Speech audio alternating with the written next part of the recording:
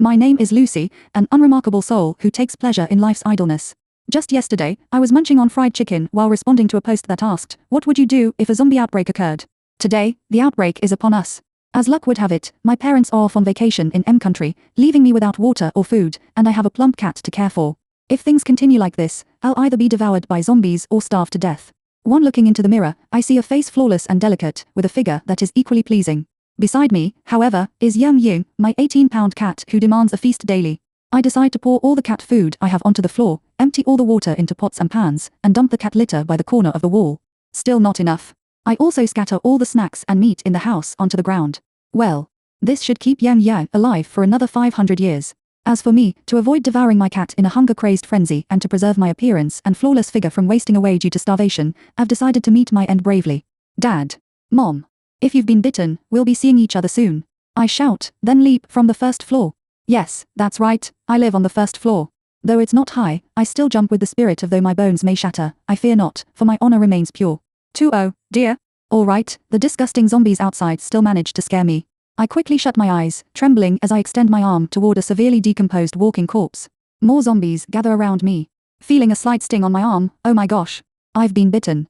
At this moment, fear seems to ebb away. I open my eyes. Well, no, still scared. Zombies are hideous. After I was bitten, the zombies slowly dispersed, leaving me alone on the ground. Thankfully, in this real-life version of multiplied by train to bus and multiplied by, I didn't wet my pants, and my grace as a lady was intact. Still, sitting on the ground like this in the courtyard isn't particularly graceful either. Why? I muttered to myself, why just a light bite? Aren't zombies supposed to tear people apart until they become zombies themselves, standing with their bodies in tatters? Could it be that I am unappetizing, even to zombies? Impossible, right? I've never even been in love, and now the zombies don't even want to bite me more than once. What's going on? Whatever, I'll soon be joining them anyway, these creatures who are neither human nor ghost. We'll be colleagues in this state of decay. Death is not terrifying since so many have already succumbed. One more makes no difference. But I fear pain, and it just so happens that the zombie's bite wasn't too painful. So now, there is nothing left to fear. I sit quietly on the ground, waiting for the transformation. Occasionally, a few zombies pass by, pause in front of me, then continue on their way. Half an hour passes, and I glance at my watch. An hour goes by, and I wipe away the sweat. 2 hours. Why on earth haven't I turned yet? I let out a cry to the sky, startling a few zombies who glanced dully at me before continuing forward. What on earth? Could I be immune to zombification? I am stunned by my own thoughts, but as things stand, it seems the only explanation. 3 So, with newfound courage, I weave my way through the zombies and make my way to the supermarket downstairs. The owner, now a zombie, is missing an eye, with the other, grey and lifeless, staring blankly at me, which is quite terrifying. Boldly, I grab a lot of snacks, meats, and vegetables, then return home. Yong sticks out his puzzled little head, staring at me blankly, as if to say, why are you back so soon? I haven't had enough cat food yet. Silly cat, all you think about is food. I sneer at him, put the meat and people food back in the fridge, and then lie on the bed, eating leftover fried chicken and drinking milk I just looted. Outside, zombies roam. And corpses litter the streets, but inside, it's fried chicken and milk, life in all its ease. Half asleep, I dream I am sinking into a deep lake, water rushing into my mouth and nose. I feel I'm about to suffocate and desperately try to swim upwards, but there is no end in sight. The intense will to survive in the dream causes me to transform suddenly. A warm current flows through my body, tingling, as strength surges into my limbs. I swim faster and faster. Suddenly, I open my eyes to find my cat licking my face, sweat already soaking my pillow. Silly cat, at least you worry about me. Seeing I'm awake, Yang jumps off the bed, returning to his food and water. Awake, I feel different, like I can easily lift the refrigerator, as if my body has become much lighter, capable of leaping 3 or 4 stories high. My senses have grown unusually sharp.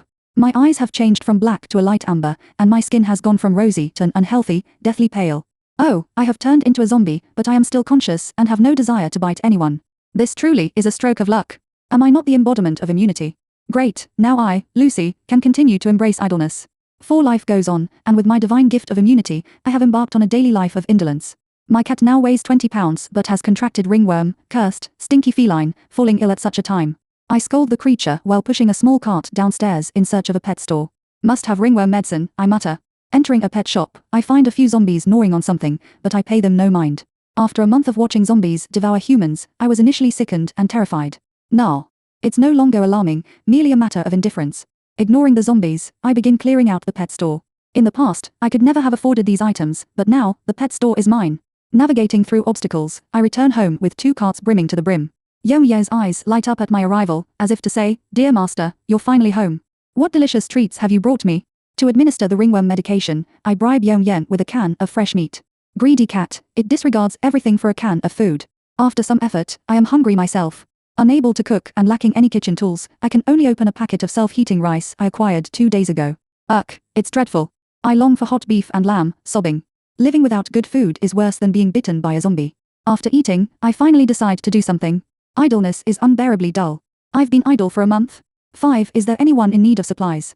1,000 yo per bucket of self-heating rice. I announce loudly with a megaphone. This attracts a few zombies from downstairs, gathering aimlessly on the ground.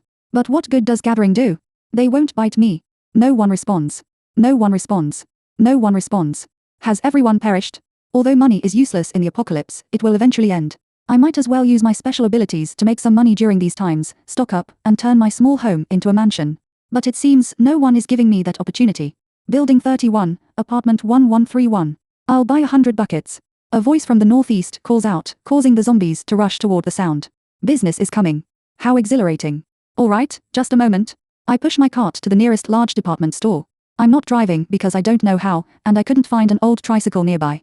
The first cart brings back just over 30 buckets, but thanks to the enhanced strength from my zombification, I managed to make 3 trips, stacking over 100 buckets by the base of building 31. Brother. I'm here. I call out to the upper floors. After 2 minutes, the door opens. Are you human or ghost? The big brother peeks through a crack in the door, his head visible. He is a head and neck taller than me, though his courage seems lesser. Brother, I am indeed human, an apocalypse delivery person. Here are your 100 or so buckets of self-heating rice. Please proceed with the payment. All right, but first help me bring the items upstairs. Certainly. Fortunately, the power system hasn't completely failed in the apocalypse. After 10 minutes, we use the elevator to transport the goods to the 11th floor.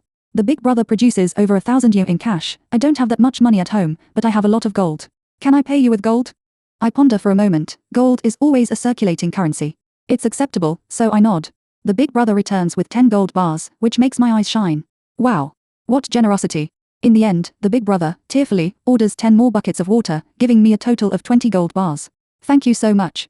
Without you, our family would have committed suicide. When the epidemic is over, let me know if you need anything. You are our savior. I am invited inside. The interior is extravagantly decorated, no wonder he could afford 20 gold bars. The opulent furnishings seem incongruous with the solitude of the couple living there. Seeing a big man cry so emotionally is rather awkward. Brother, I'll take my leave now. I decline their offer to stay for dinner. To facilitate future deliveries, I acquire their elevator card and key, then head home with the heavy gold bars. 6. Another beautiful morning, I set out as usual, searching for supplies and food, and delivered some rations to the gold bar big brother at 11:31. As I left, he shyly handed me another gold bar. Help. Big brother is wonderful, big brother is amazing, big brother has gold bars. Returning home, I suddenly find apocalyptic life rather dull. Though it has just begun, I lack a partner, internet, and my parents. Thinking of my parents brings tears to my eyes, deeply saddened and longing to know how they are. Young Yeung comes over and rubs against me, now even fatter, nearly surpassing the 20-pound mark. Sometimes I wonder if he's a Maine Coon rather than a ragdoll.it. Unbearable. Amidst the pandemic, I have no games or shows to binge. What if someone does have some? Does anyone have spare phones, offline games, or multiplied by empresses in the palace multiplied by? I'll trade a bucket of instant noodles or a bottle of fresh drinking water. I shout with a megaphone. I have. Apartment 1, 23rd floor. Apartment 2, 25th floor. Oh my goodness, since the brave gold bar big brother ventured out, people have become much braver. I didn't realize so many still lived in the neighborhood. Don't rush, take your time. I'll go by now, and you all prepare. I'll visit each of you right away. After working for most of the day, though I don't remember what exhaustion feels like, I still feel quite fatigued. It's already 5 p.m, technically, I shouldn't know the time, since my phone broke on the first day of the outbreak. But now, looking at the 23 brand new phones on the bed, I start to grin. Today multiplied by empresses in the palace multiplied by, tomorrow multiplied by Rui's royal love in the palace multiplied by, and the day after, multiplied by 3 kingdoms multiplied by. Owning 23 new phones is an experience like no other. As the foremost person in the apocalypse, I can tell you, it's simply exhilarating. 7. Of course, I am no profiteer. The neighbors were overjoyed, having exchanged a worthless, obsolete phone for precious water and instant noodles, items of immense value in these dire times. Moreover, I had not forgotten the gold bar benefactor. I took the opportunity to deliver another full cart of instant rice to my first major client. After all, instant noodles are less costly than rice. A wealthy patron deserves the best, and a small gift of gratitude might enhance their favor. Today, it was Mr. Goldbar and his wife who greeted me. The wife was somewhat reserved, eyeing me cautiously. In contrast to her, my demeanor appeared more mature. Her beauty, despite the passage of time, remained striking, a testament to the fact that true beauty endures. One wonders what kind of child you might have given how striking you are. Mrs. Bao invited me in, as I pushed a cart laden with supplies. My lingering gaze at her made her somewhat uncomfortable, but my sincere compliment bridged the gap between us. My son, he's about your age, has gone far away. I don't know if he'll ever return, Mrs. Bao's eyes grew misty. Seeing her distress, I felt a pang of sympathy, unsure how to offer comfort. Don't jest, auntie. You're only a few years older than I am. I'm 23, and you're not even 26, are you? I teased, making her smile through her tears. You child, I'm 52, a whole generation older than you. You should address me as auntie. How can you say that, sister? You're so youthful. If, after the apocalypse, you were to reveal you're actually 19, I'd truly be upset, an old woman of 19 taking advantage of me for so long. We shared a laugh, our conversation flowing effortlessly, forming a bond that transcended age. Mrs. Bao reluctantly saw me off, requesting that I call her Sister Baozi in the future, a term of endearment derived from her surname. Later, I learned from Mr. Goldbar that their son had not perished but had joined the military. Both Mr. Goldbar and Sister Baozi beamed with pride, informing me that their son, Yi, was the youngest colonel in the military district. After a brief chat, eager to return home and enjoy some gaming, I bid farewell to Mr. Goldbar and Sister Baozi. As I left, Mr. Goldbar waved repeatedly, his face lined with concern. Please, no more instant rice. It's rather monotonous. If only you varied the flavors, every box is braised beef. Do you have some vendetta against beef? I chuckled awkwardly. It seems I've mishandled my role as a benefactor. I'll need to diversify the offerings next time. But given that Sister Baozi is now my friend, I can't continue to exploit their kindness. I was feeling conflicted. Realizing this, I set out once more to gather supplies, bringing back 5 small carts. Excellent, I now have raw materials for tomorrow's deliveries. 8 time flies, the apocalypse has now reached its 4th month, and the weather is gradually turning cooler. Downstairs, zombies still roam freely, and all the essential supplies for the survivors in our community rely solely on me. In this world teeming with undead and peril, our community stands as a beacon of prosperity. Personally, I am filled with a sense of accomplishment. Every household is stocked with supplies, and contrary to the dystopian novels depicting survival as a ruthless struggle, our community remains harmonious and intact. Of course, this is thanks to my efforts. I returned home, navigating through the throng of zombies, carrying a sack full of gold, jewels, and cash, dreaming of becoming the wealthiest woman in the city once the apocalypse ends. Oh, and I've moved to the villa district of the community. Mr. Goldbar, having a villa he did not occupy, gave it to me. To assure me of the gesture, he even drafted a formal agreement, promising to transfer the villa to my name once the apocalypse concludes. Now, I am in a position of harmonious neighbor relations and thriving business. All that's missing is love. This is truly exhilarating. My life is vibrant, spacious home, a lazy cat, ample food, and amicable neighbors. I am indeed a winner in life. I devised a clever plan. I hung a large piece of rotting beef from the car's rear to divert the zombies roaming the vicinity. Next, I tackled the zombies within the community. Carrying half a pig's carcass, I methodically traversed each floor of every building, working tirelessly for an entire day and night to lure all zombies 5 kilometers away.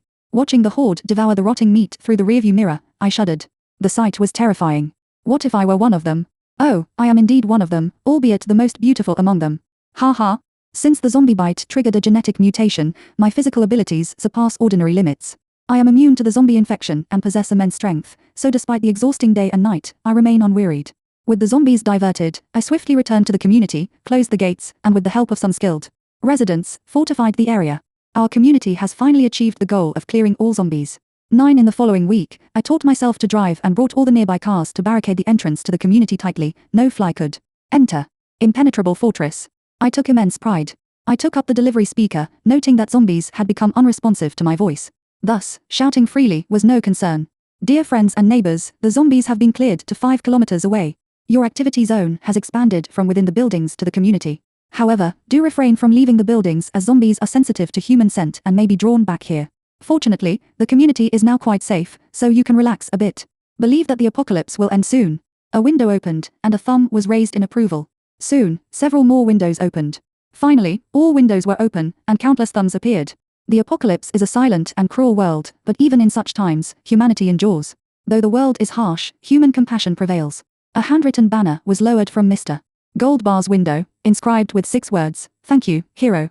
10 These simple 6 words conveyed all the gratitude. My eyes grew moist. Throughout my life, I have never been hailed as a hero. This was the first time someone had praised me as such. Initially, I was merely a money-driven, self-indulgent person, but the high regard from others was unexpected. I felt a pang of guilt, having only taken advantage and done what I could, yet being regarded as a hero. I am not grateful for the apocalypse bringing me fame. I only wish for its end, so people can live peacefully in the sunlight. Seeing the people at the windows, I vowed to protect them. I am not a savior, saviors are nations, but I must preserve the hard-won harmony in this community. If only the apocalypse could end soon, so families could reunite, people could stand in the sunlight openly, visit friends, and live normal lives. Life must go on, but it should not continue in an apocalypse.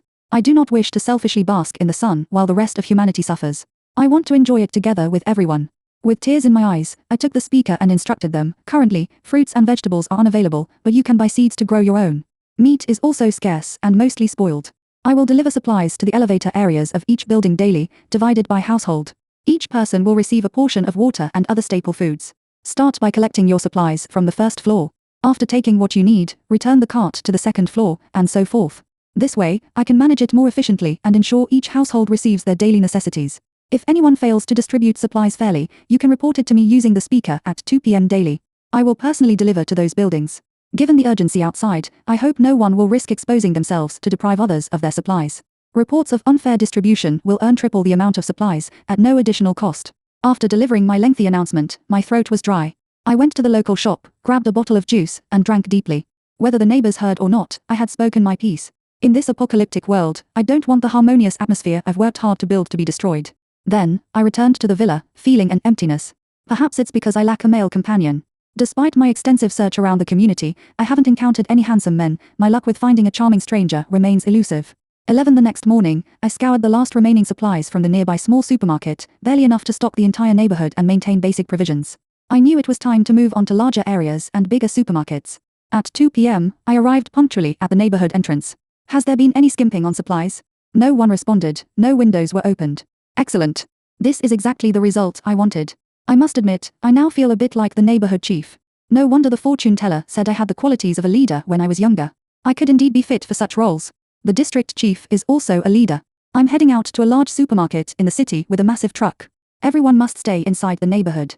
Do not venture out under any circumstances, and certainly avoid unnecessary outings. Residents living on the edges, please check for any approaching zombies. If you see any, do not speak. Just silently retreat and inform your neighbors to stay indoors. Do not take any rash actions before I return. And do not confront the zombies recklessly. Remember, exchanging your lives for zombies is truly not worth it. With that, I drove a large truck parked at the neighborhood entrance to the nearest enormous commercial supermarket. I used to hesitate to buy so much, but now it's a thrill not having to. I pushed 4 small carts, slowly moving forward, taking whatever was on the shelves without inspecting or choosing. I couldn't get any rice due to a recent power outage, which made cooking rice impossible. Flour and noodles were also pointless, so I loaded up on bread, sausages, chips, and other items, then returned for compressed biscuits, milk, chicken legs, and marinated eggs. By the time I headed home, it was already 1 a.m. A week's worth of supplies filled a large truck. 12 all right, just 2 days, and a third of the truck was emptied. I misjudged the rate at which supplies would be consumed. Today, I swapped for another large truck and ventured further afield for supplies. Since I was always acting alone, I felt somewhat like a lone hero. Life goes on, and so does the adventure. At a more distant city center supermarket, I discovered a large cluster of zombies. Upon closer inspection, a squad dressed in military uniforms was valiantly resisting the zombies. Unfortunately, there were too many of them. They would eventually be overwhelmed. The guns are about to overheat, I chuckled. The leader spotted me, distractedly shouting, "Get out of here quickly. The zombies have formed a horde here, and we can't hold out much longer. Retreat now." I looked back and was startled. Good heavens. What kind of handsome man is this? Even more attractive than male celebrities. His military uniform couldn't hide his cold, sharp demeanor. His face was exquisitely refined, like a modern-day paragon of high-ranking officers, to be admired from afar and never desecrated. He was more handsome than any man I had ever seen. But now wasn't the time for admiration. The man shouted at me, "I'm Colonel Yu Yincha. We've been ordered to liberate the city. The military has not abandoned any civilians, and the laboratory is working on an antidote. The army is fully mobilized for search and rescue. A protection zone has been established to safeguard the people. If possible, please head over there. Colonel. You, isn't this the beloved son of Brother Jin and Sister Bowser?" I immediately realized who he was, and without hesitation, drove the truck right up to them, temporarily breaking through the zombie horde. Get out of the way. Perhaps because I was like a zombie myself, the zombies actually stopped, gradually dispersing. Seeing the stunned Yu Yincha and his team, I quickly jumped out of the truck, pulled them on board, and others climbed into the truck's cargo area. Yu Yincha took the front passenger seat. "Why did you rescue me?" he asked, bewildered. "Because you're the child of Brother Jin and Sister Bowser," I answered honestly. "Do zombies fear you? Are you their king?" "I'm no zombie king, but I do rather like the title. It sounds impressive. I was bitten but not turned into a zombie. Instead, I gained many abilities. Also, don't question me like that. I'm your savior, I said, slightly irritated by his high-handed questioning. Sorry, miss. I was too hasty, Yu Yincha said. How are my parents? They're doing well. Everything's fine. I deliver supplies to them every day. I was on my way to gather more today. Since I traveled far, I happened to encounter you. If you're not in a hurry, I can take you back after I finish collecting from the large supermarket. Would you like to see your parents? He didn't answer but nodded in agreement. We fell into silence. 13 arriving at the large department store in the city center, I signaled them to stay in the truck no matter what happened. Then I began transporting supplies: rice, oil, salt, biscuits, instant noodles, and quick meals, all while also grabbing a few blankets and down jackets. The weather was getting colder, and without underfloor heating this year, winter would be tough for everyone. After transporting the last load of supplies, I returned to the truck. The team members in the truck's rear window stared at me in astonishment. Sister, you're amazing. Did you really transport all this yourself? And the zombies didn't bite you? The young man speaking was about my age. Calling me sister made me a bit embarrassed. It's no big deal, I said, scratching my head. Let's go. Buckle up. Back at the neighborhood, I parked the truck at the entrance and signaled them to get out. There's not a single zombie within a radius of several kilometers. It's safer here than in the so-called safe zones, said the same team member. I wasn't sure how to address them or continue the conversation. He's Wang Hu, our chatty team member. Don't take it to heart. Yu Yingcha seemed to notice my discomfort and explained. This is Liu Yi, this is Wu Wei, this is Jian Tianlan, this is Qi Kechen, and this is Xiao Wu. Oh, thanks for the introduction. Otherwise, I wouldn't have recognized any of them, I said gratefully, admiring his handsomeness and understanding. His girlfriend must be very lucky. Hee, sister, I'm Wang Hu. I forgot to introduce myself. I admire you so much. You're incredible. Gathering so many supplies by yourself, are you planning to feed an entire army? Partly right, but not entirely. I'm indeed feeding people, but just everyone in this neighborhood, not an army, I explained seriously. Stop teasing, sister. I admire you. Jiang Tianlan, the only woman in the team, playfully tapped Wang Hu's head. You'll stay at my place tonight. My house is spacious, so you can rest temporarily. I looked at the team. Yu Yingcha could stay with his parents, but the others had nowhere else to go. I decided to be kind and take them in. Settling them into my villa, I met Yu Yingcha's bewildered gaze. Don't be surprised. Your parents sent me. 14. I took Yu Yingcha to Brother Baozi and Sister Baozi's home. Opening the door, Sister Baozi's eyes welled up upon seeing her son standing at the threshold. Son, Mom thought you fought. Sister Baozi sobbed, clutching Yu Yingcha, gasping for breath. Brother Jin also had teary eyes. Despite the emotional scene, he managed to hold back his tears, though. Seeing them brought tears to my eyes as well. I wondered how my own parents were. We sat down at the dining table with a tub of self-heating rice for each of us, exchanging glances. Brother Jin recounted how I had saved them from dire straits and boastfully mentioned the villa's worth. Indeed, having money is great. My left eyelid twitched. Sister Baozi, I told you, your son is definitely a blessed person. Ha ha ha. You're such a lucky star. If only you could be with our Yingcha. Brother Jin cleared his throat suggestively. Only if Li is willing. Our kid doesn't deserve her, I said, almost spitting out my self-heating rice. How does he not deserve her? Yu Yingcha's voice cut in. I was stunned. The family seemed to be trying to coax me, and Yu Yingcha didn't have a girlfriend despite his attractiveness. You don't have a girlfriend? I asked him. He's single since birth. Sister Baozi answered for me, looking at her son with disdain. I'm afraid he doesn't even like women. Mom, Yu Yingcha shot her a look, and Sister Baozi fell silent. It seemed she was tamed by her own son. She could control Brother Jin but not her well-behaved son. 15. Life continued as usual.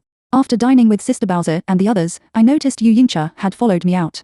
Are you coming to my place too? Yes, came Yu Yingcha's concise reply. All right then, I said, appreciating the chance to spend more time with such a handsome man. Have you considered installing a solar panel? Yu Yingcha asked. Huh. I wouldn't know how, I confessed. I was not exactly inclined towards such technical matters. We have one in the villa's basement. My team and I can help you install it, Yu Yingcha offered, revealing the existence of the basement I hadn't known about. The next day, the team efficiently set up 2 solar power systems. I was thrilled to finally use the refrigerator and induction cooker. Now I could enjoy hot soup and warm meals.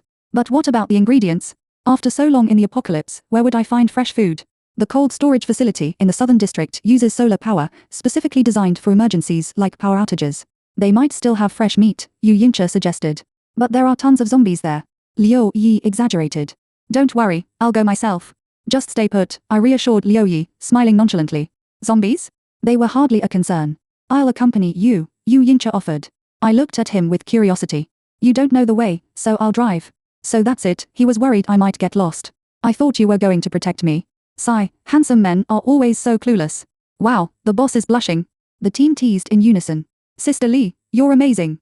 If the boss wins you over, you'll be the first in the apocalypse. Jiang Tianlan joked. Yes, yes. Go for it, boss. After 28 years of singlehood, it's time to change. Liu Yi chimed in. Exactly. Man of 28, you're a prime catch.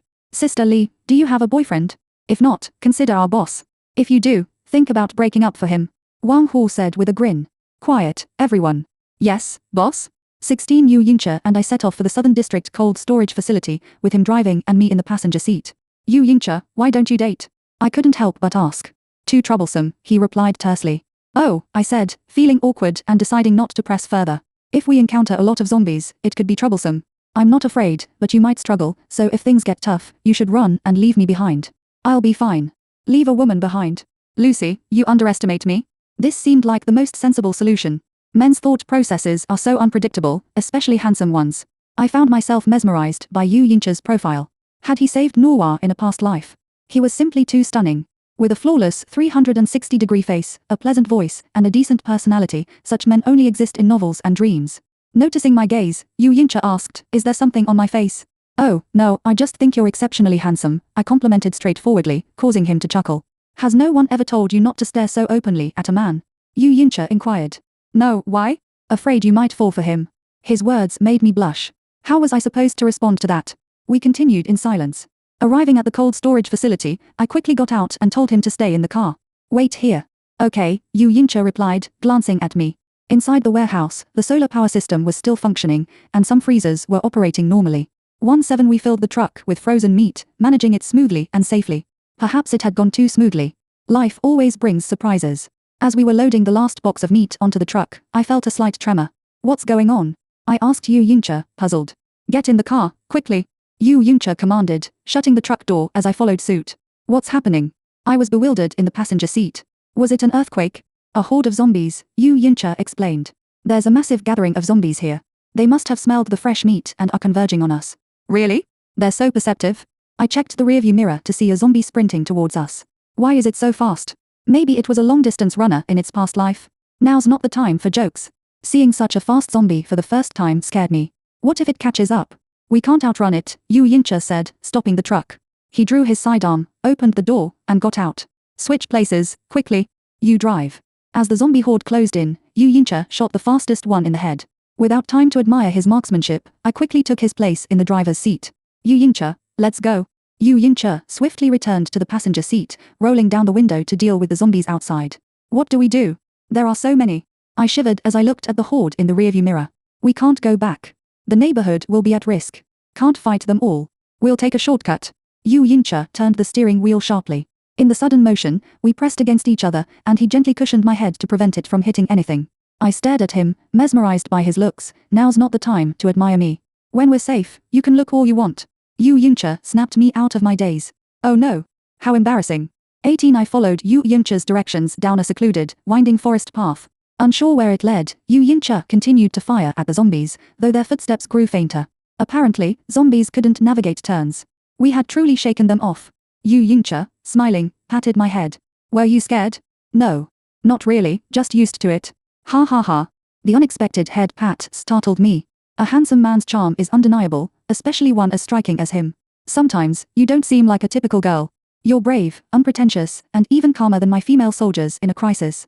Yu Yinche's gaze lingered on my face, making me blush. I'm used to it, after all, I have to provide for an entire neighborhood, I said, scratching my head and turning away.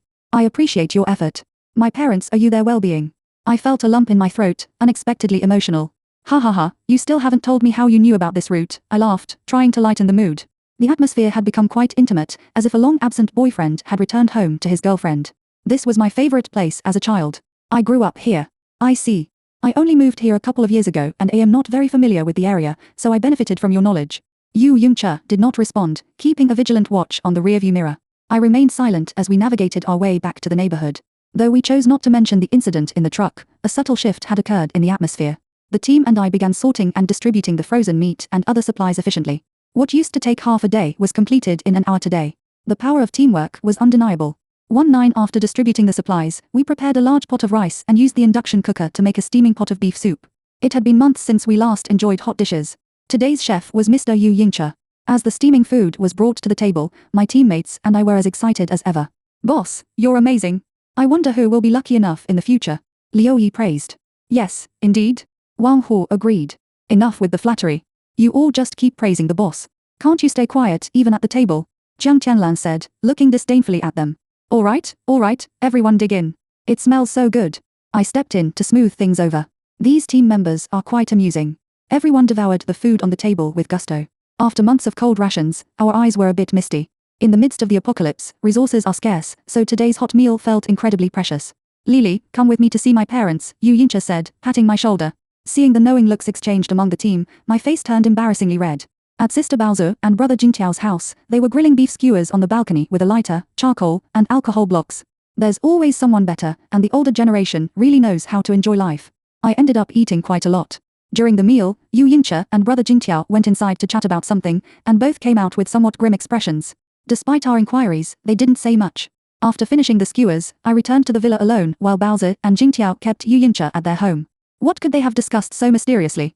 I wondered, then decided not to dwell on it. When the team members saw me return alone, they asked where Yu Yincha was. I said he was at his parents' place, probably missing him. They didn't press further. 2-0 the next morning, Yu Yincha still hadn't returned. My team and I continued with our routine of distributing supplies. I felt a bit uneasy. It wasn't until the 5th day that Yu Yincha returned. He had been called back by a military task. A new mission had been issued, requiring his team to head immediately to City K to rescue survivors. Although our time together was brief, we had formed a deep bond, and I felt a pang of reluctance. I also felt a twinge of sadness that Yu Yincha, who had just returned, brought news of leaving. It's dangerous, and I don't want them to go, but they are soldiers, and protecting the people is their duty. I cannot stop them from rescuing others. After all, the country is more important than the individual. Lily, we'll all miss you. I hope we can meet again someday, Jiang Tianlan said, embracing me as tears dampened my clothing. Someday, when will that be? Will we ever meet again? Yu Yincha approached me with a somber expression and held me tightly. If we can meet again, Tears instantly streamed down my face. Don't say anything. I hugged him back, finally letting the tears flow. How embarrassing, I understand. I'll wait for you to return. Salute. Yu Yincha released me, and the team stood in a straight line, saluting me. Though our time together was short, it was truly joyful. They were about to face danger, and I genuinely felt reluctant to part with them. Make sure to come back safely. They had little luggage, and the preparations were quick. They even left without dinner. Now, the villa was once again empty, with only me left. It felt a bit lonely, but I could endure it. In the days that followed, I continued with the routine of transporting supplies, delivering food, drinks, and clothing. Time passed, gradually easing my longing for the team members. I still worried about them and occasionally reminisced about the times we shared. I remembered that Yu Yincha's cooking was far superior to mine and thought of his farewell words, if we can meet again. If only I hadn't let him stop. I'm so curious about what he was going to say next. Or was I just being sentimental? I murmured to myself. Yu Yan leapt onto me, disdainfully kicked me, and then jumped away. Yan. I shouted in frustration. 2-1 life continued, and the weather gradually grew colder. Yu Yincha had taught me how to set up solar panels, and I installed one on each building to ensure basic cooking electricity. We couldn't use air conditioning or electric heaters, but it did feel a bit like dormitory living. Yet, my life remained fulfilling, given the spacious villa and ample supplies. I also brought Sister Baozi and Brother Jingtiao over. They couldn't endure the cold without central heating or air conditioning, which would eventually make them ill. In the apocalypse, sickness is the most frightening thing. So, it was better to have them stay with me. My home had its own solar panel, so we could use the air conditioning. Moreover, it was mutually beneficial, as they were the ones taking care of me since I hadn't cooked in 3 months. Yes, they had been gone for 3 months. As the weather grew colder, I spent several days preparing blankets, down jackets, sheets, and quilts for the community residents. I even scoured the supermarket for a cartful of hand warmers, hoping everyone would endure this period. I wished for the epidemic to end soon and for their safety. Dinner's ready, my dear daughter. Brother Jingtiao called, having put down his apron. Coming, brother. I responded. Today's meal was lamb offal soup and braised ribs. Alas, there were no vegetables. It had been 3 months of meat. Brother Jingtiao and Sister Baozi treated me like their own daughter, indulging me in whatever I wanted. I felt my cheeks had become slightly plumper over the past 3 months. Oh, will I end up becoming a plump, round figure thanks to Yu Yincha's parents? 22 more than 2 years had passed without any news of my parents. I didn't know if we would ever meet again. There was also no news of Yu Yincha or the other team members. They seemed to have vanished as if they had evaporated. Today was my birthday, and it marked 3 years since the outbreak. 3 years ago, my parents had been with me to celebrate my birthday. At 5 in the afternoon, after delivering all the supplies and feeling exhausted, Sister Baozi and Brother Jingtiao surprised me with a large cake. Brother Jingtiao's baking skills had improved remarkably. Unfortunately, Yu Yincha missed out on this treat as I ate it all. Thanks to the physical activity of delivering supplies daily, I hadn't gained weight. Looking at them, I struggled to smile. I should be happy, but with the apocalypse lasting 3 years and still no news of the team or my parents, I found it hard to be joyful. I forced a smile at the dining table and, not wanting to worry Sister Baozi and Brother Jingtiao, I ate the cake heartily. Sweetheart, you haven't made a wish yet. Sister Baozi said, tapping my head. Yes, what do you want, my dear? Just tell us. We'll get you whatever you want, villa, gold bars, jewelry, anything you desire. Brother Jingtiao said with his usual generosity. Brother, you call me dear daughter, and I call you brother.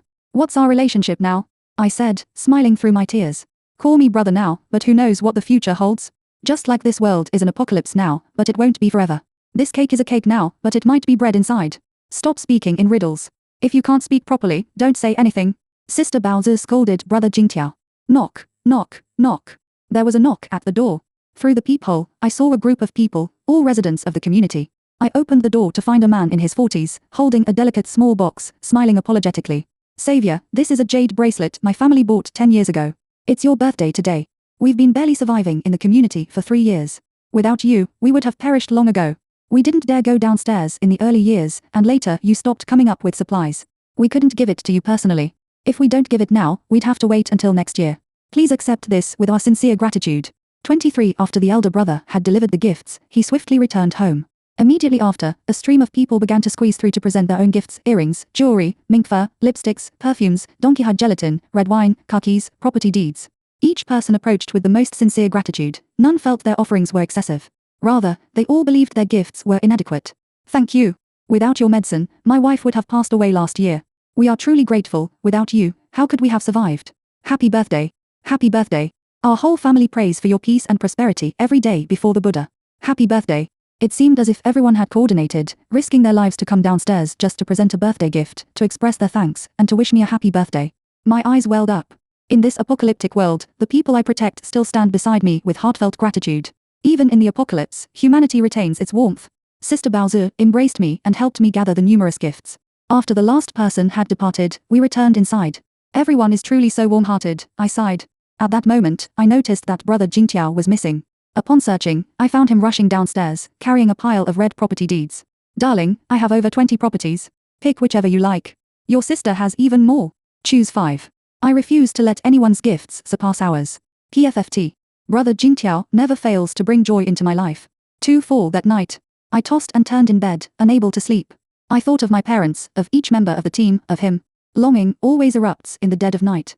Despite all my forced smiles and attempts at strength, I still crumble in the silence of the night. Knock, knock, knock. Come in. I wiped my tears, my voice still trembling. Sister Baozi gently closed the door behind her, not turning on the light as she sat by my bedside. Lily, I know you miss your parents.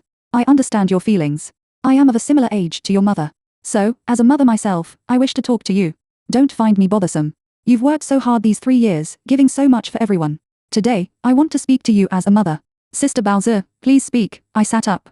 That day, when Yincha brought you to our home, actually, he told your brother that he liked you, admiring your independence, strength, and bravery. You possess many qualities that other girls lack. Your brother is also very pleased with you, but with Yincha's military duties and the apocalyptic world, he is constantly on missions, living on the edge. Your brother felt he wasn't worthy of you, that being with you would only delay you. Later, Yincha compromised, and your brother sensed that you had feelings for Yincha too. So, he kept Yincha at home, preventing you from meeting him, fearing that your feelings would deepen. For these 3 years, you've still held feelings for Yincha, haven't you? I choked up, finally understanding that this man, with whom I had barely spent time, had already stirred my emotions deeply. People say that one can recover from a broken heart in a year, but I haven't even started, and after 3 years, I am still unable to move on. 2:05 Seeing my tacit acceptance, Sister Baozi continued, it was the apocalypse that hindered you. How wonderful it would have been without it, to give you the grandest wedding. We have always considered you as our own daughter. We like you even more than Yincha. I hugged Sister Baozi and cried. 3 years have passed, and to say there was no pressure would be a lie. Supplies have become increasingly scarce. First, I searched in the south of the city, then the west, and now I am gathering in the east. With enough supplies to last another 3 years, but if the pandemic persists, everyone will face hunger. At that time. 16. 10 days later, my doorbell rang. Hello, Mom. We are sent by the government to vaccinate survivors against the zombie virus. How many survivors are there in your family? I happily opened the door and reported to the staff truthfully. There are 2 in my family, me and my fiancé. Then please ask your fiancé to come out, we will register the information, and then we can vaccinate you. I looked embarrassed. I'm afraid it's not convenient for him to come out. His situation is a bit special. The staff turned around and nodded to the back, and then 2 other sturdy staff members came forward and sandwiched me on the left and right. "Ma'am, please take us to see your fiancé." I was puzzled. What is this for? The staff did not respond directly to me. "You just need to cooperate with our work. We will definitely provide you with help." I had no choice but to take the key and take them to the door of the small room, telling them to be careful, and then open the door. Li Xiao, who had turned into a zombie, was wandering in the room. When he saw the door open and a room full of feasts outside, he rushed over frantically. But before he could get close, 2 JCs in explosion-proof suits rushed out from behind me. One of them skillfully held his head with a net, and the other chopped off his head with a machete. The action was so smooth that not much blood was splashed. The 2 staff members beside me pulled me away from the scene, leaving their colleagues to start antivirus cleaning. The staff holding the registration form comforted me and said, "Your fiancé has turned into a zombie, and the vaccine is no longer useful to him. We have dealt with this situation many times, and you are not an exception, so slowly accept this fact. It's not easy for everyone. I still hope you can deal with this situation rationally in the future. Thank you for your cooperation with our work." I nodded with tears in my eyes. Thank you for the staff's guidance. I will definitely correct my mistakes and deal with it rationally in the future. After the room was disinfected and cleaned, they checked the remaining 2 rooms again to make sure that I had no other family members hiding. They also sent a female staff member to check if I had any wounds scratched by zombies before vaccinating me. 10 days later, the communication network began to recover. The news that domestic zombies have been cleared and all survivors have been vaccinated occupied the headlines of major social media. Sister Yao called me as soon as she saw it. "Sister, did you see the news? Emma? That's great, we are finally free. Come to my sister's house to celebrate, our whole family is waiting to see you." Although I lost my fiancé, I got a sister who cares about me every day, and a whole family of real family. So, I didn't lose out, right?